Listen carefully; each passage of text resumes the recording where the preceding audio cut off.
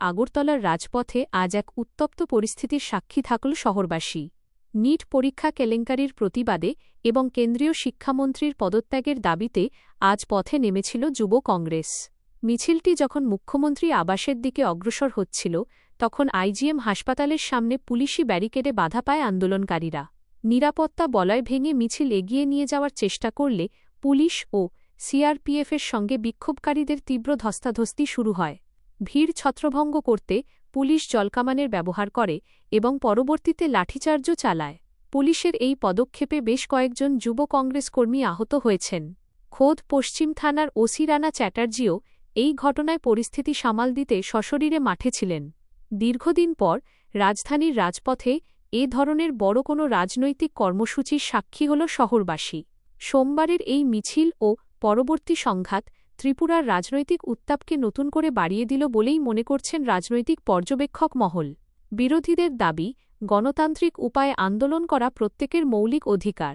অন্যদিকে পুলিশের পক্ষ থেকে জানানো হয়েছে, হাই সিকিউরিটি জোন এবং শহরের আইনশৃঙ্খলা রক্ষার স্বার্থেই এই ব্যবস্থা নেওয়া হয়েছে। পরিস্থিতি সামাল দেওয়া গেলেও আজকের এই আন্দোলন আগামী দিনে রাজ্য রাজনীতিতে নতুন কোনো সমীকরণ তৈরি করে কিনা, এখন সেটাই দেখার বিষয়। প্রদেশ, গুজরাট এবং রাজস্থানে যেখানে ডাবল ইঞ্জিনের সরকার আছে,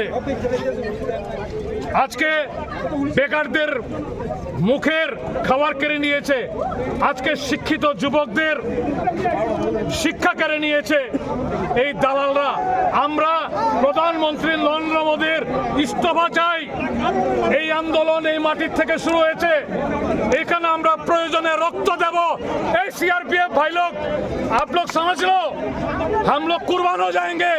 आपके लाठी के सामने हम लोग रुकने वाला नहीं है।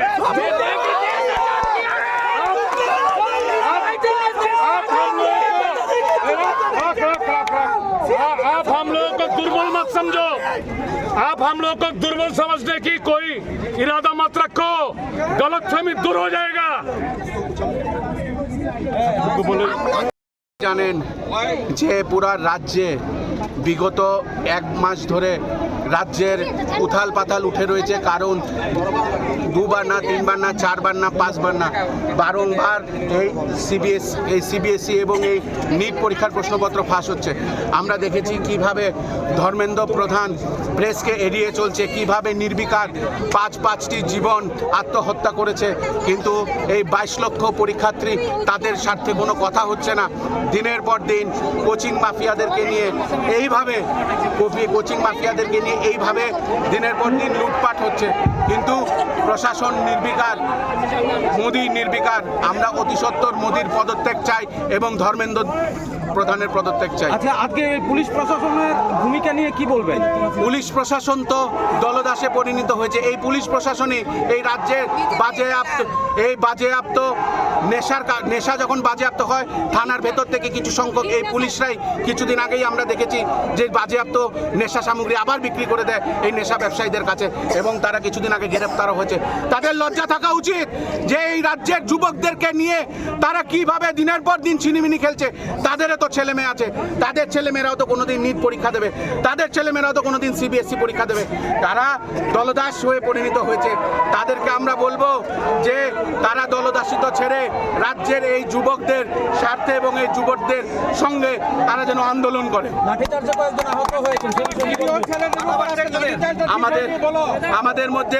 আমাদের মধ্যে একজনের মাথা ফেটেছে, 2-3 জনের হাত ভেঙেছে। আপনারা সামনেই দেখতে পারেন একটা ছেলের হাত বেঁধেছে। কিন্তু এটা যুব কংগ্রেস, এটা অন্য কোনো যুব সংগঠন না, এটা যুব কংগ্রেস। আমরা রাস্তায় আছি এবং আমরা রাস্তায় থাকবো।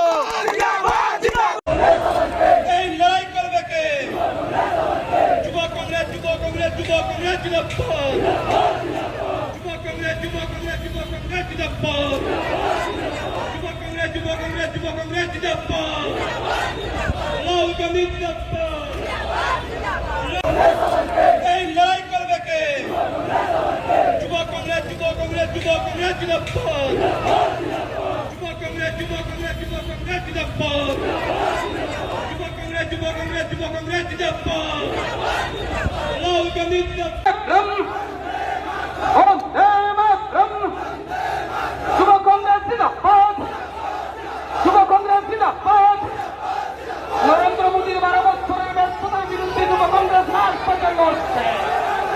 আন্দোলন কমিটির মিছিলের বিরুদ্ধে যুবকদের করছে।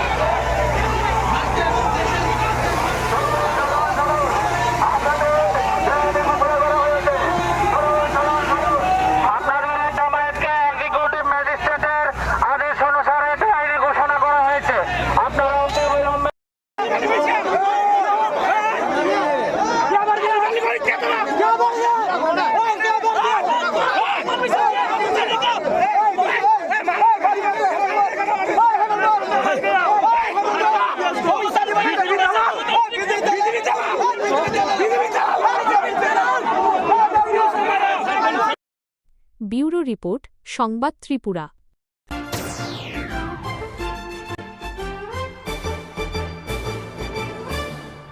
রান্নার স্বাদ এবং গুণমান বৃদ্ধি পানি সিস্টার গুঁড়া মশলা। সয়াবিন আটা সুচির পর প্রত্যেকের সুস্বাস্থ্যের জন্য এবার রান্নার তেলের দায়িত্বেও সিস্টার কাচ্চিখানি মাস্টার্ড অয়েল। সিস্টার, আপনাদের বিশ্বাস আমাদের দায়িত্ব।